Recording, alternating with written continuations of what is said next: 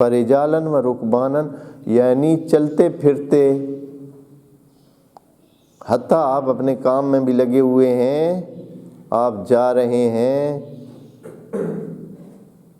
آپ کسی چیز پر سوار ہیں،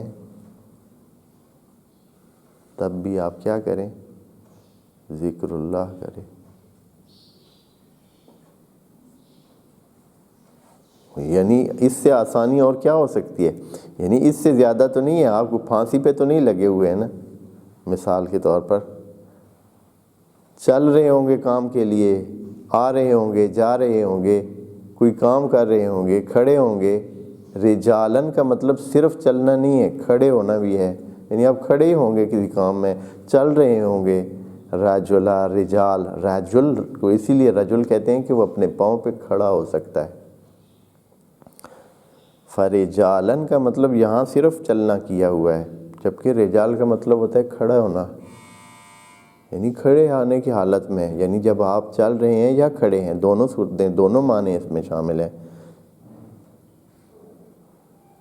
فرجالن یعنی رجولیت کی حالت میں، یعنی جب آپ آرام سے نہیں بیٹھے ہیں، کسی کام میں مصروف ہیں، تو آپ کیا کریں؟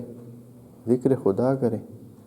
وہی جو حکم پیچھے ہے وہی ہے، لیکن چونکہ پیچھے انہوں نے روایتی جو ترجمہ کیا ہے وہ نمازوں کا ہی کیا ہے، یعنی 5 نمازیں ہی نظر میں رکھی ہیں، تو یہاں انہوں نے اس سے فقہی مسئلہ لیا ہے، فقہی مسئلہ لیا ہے۔ فقہی مسئلہ کیا ہے؟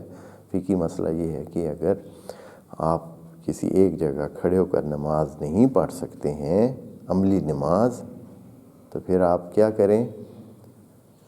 چلتے ہوئے نماز ادا کر دیں۔ اس کو نماز خوف کہتے ہیں۔ نماز خوف کا طریقہ کار فقہ کی کتابوں میں درج ہے، کہا گیا ہے کہ اگر آپ ایک جگہ سکون سے کھڑے ہو کر نماز نہیں ادا کر سکتے ہیں، وہی عملی نماز، تو پھر آپ کیا کریں؟ چلتے ہوئے یا اگر کسی چیز پر سوار ہیں، مثلاً آپ پہلے سے ہی کسی چیز پر سوار ہیں، درمیان میں وقت ہو گیا ہے، آپ سواری کو روک نہیں سکتے ہیں۔ مثلا کاروان کے ساتھ جا رہے ہیں، آپ نہیں روک سکتے، آپ کہیں کہ اچھا مجھے روک کر نماز پڑھنے دیں، کاروان نہیں رکتا ہے۔ یا آپ جہاز میں ہیں، ابھی مثلا آج کے دور میں جہاز میں ہیں، آپ کے لیے جہاز کدھر رکے گا؟ ہاں ادھر آسمان میں، آپ کہیں گے ہاں بھائی میں تو نماز پڑھنی ہے، ذرا روکو بھائی، ہاں دادی اماں کی طرح جیسے کہ ہاں جی ذرا رکے، میں اپنی بیٹی نو بھی مل گئی ناراض کر رہا۔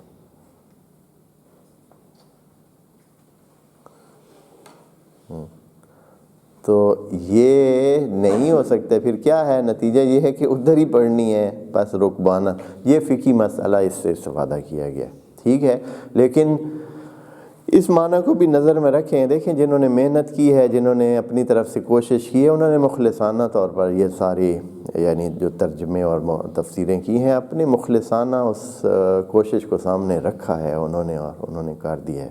اب یہ ہے کہ ان کی رسائی یا ان کی جو یعنی وہ اس اپنے خاص قسم کے ماحول سے متاثر ہو کر چونکہ وہ کر رہے تھے، تو انہوں نے اس کو کیا محدود کر دیا ہے۔ قرآن ایک عالمی کتاب ہے، جہانی کتاب ہے، یونیورسل کتاب ہے۔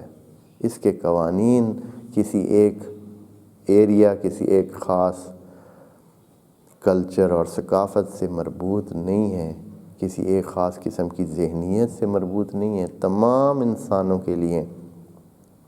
بس کسی بھی قانون کو اس طرح سے دیکھنا چاہیے کہ یہ تمام انسانوں کے لیے آ رہا ہے۔ جب تمام انسانوں کے لیے آ رہا ہے تو ہر جگہ تو یہ صورتحال نہیں ہوتی ہے کہ بس یعنی وہ لڑائی اور جھگڑے کا ہی خوف ہو۔ انسانوں کے خوف بہت سارے ہیں، زندگی میں 20 30 ہزاروں خوف ہیں۔ اور آیا یہ صرف اس زمانے کی بات ہو رہی ہے جب جنگ ہی ہو؟ یعنی یہ تو اس طرح کہ ہمیشہ ایک جنگ کی صورتحال ہے، اور اس میں جو ہے نا اگر آپ کو خوف کی صورتحال ہے تو آپ کے لیے خدا کریم ایک عمل بتا رہا ہے کہ اس طرح پھر نماز پڑھ لینا۔